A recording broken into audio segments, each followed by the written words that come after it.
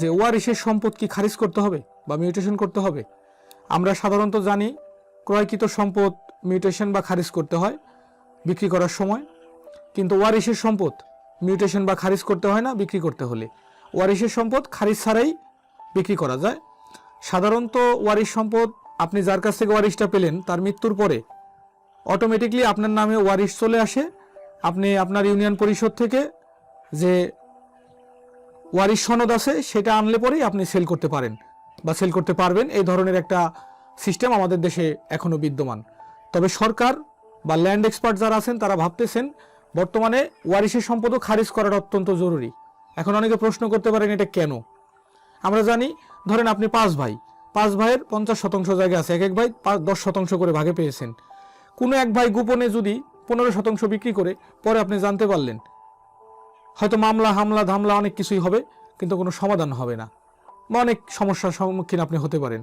তাই ল্যান্ড এক্সপার্টদের মতে, land expert যারা আছেন তাদের মতে, যারা ভূমি বিশেষজ্ঞ আছেন তারা বলেন ওয়ারিশের সম্পদও যদি আপনার থাকে 10% আপনি মিউটেশন করে ফেলেন।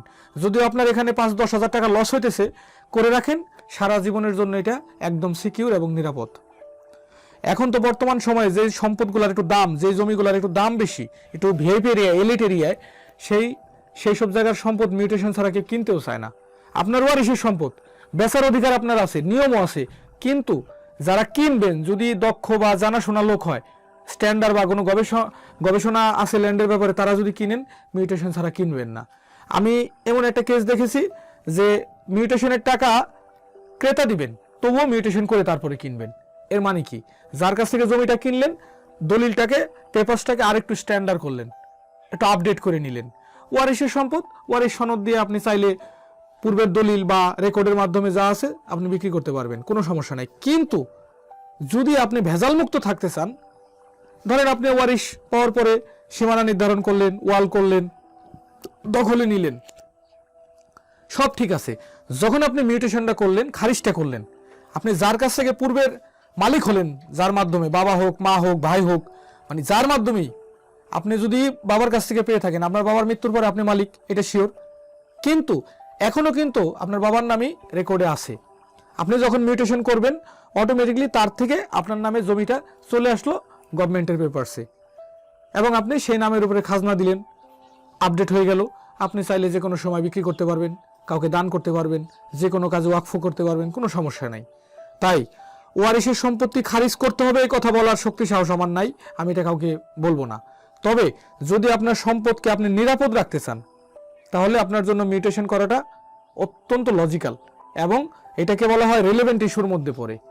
কারণ বর্তমানে আমরা একটা জিনিস জানি, আগে এক সময় নাকি আমরা শুনছি যে একবেলা ভালো খাবার দিলে, মিষ্টি খাওয়ালে অনেকে অনেকে সম্পদ লিখে দিত।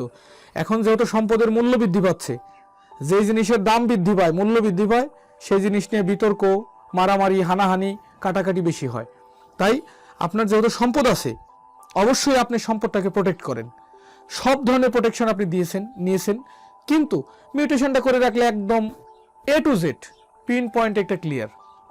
তাই যদি শুধু ক্রয়কৃত সম্পত্তি যে আপনাকে মিউটেশন করতে হবে তা না, ওয়ারিশের সম্পদ আপনি মিউটেশন করবেন, আপনার দ্বারাই শুরু হোক এটা। যদি ওয়ারিশের সম্পদ আপনার মনে হয় যে না, আপনার সম্পদটা কেউ আত্মসাৎ করতে পারে, কেউ আপনার সাথে ভেজাল করতে পারে, বিশেষ করে আমাদের দেশে একটা সমস্যা আছে, নাবালকের সম্পদ অথবা পাগল উন্মাদের সম্পদ অনেকে আত্মসাৎ করে।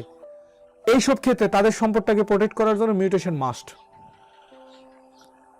তাই ওয়ারিশের সম্পদ বর্তমান সময় আমি মনে করি, যেহেতু ল্যান্ডের দাম, মূল্য বৃদ্ধি পাচ্ছে, এটা মিউটেশন করা এখন আমাদের জন্য জরুরি হয়ে পড়েছে।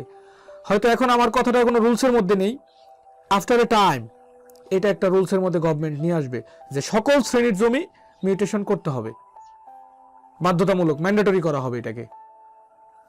আজকে আমি এখানে ওয়ারিশ সম্পদ খারিজ করতে হবে কি হবে না এই বিষয় নিয়ে কথা বললাম।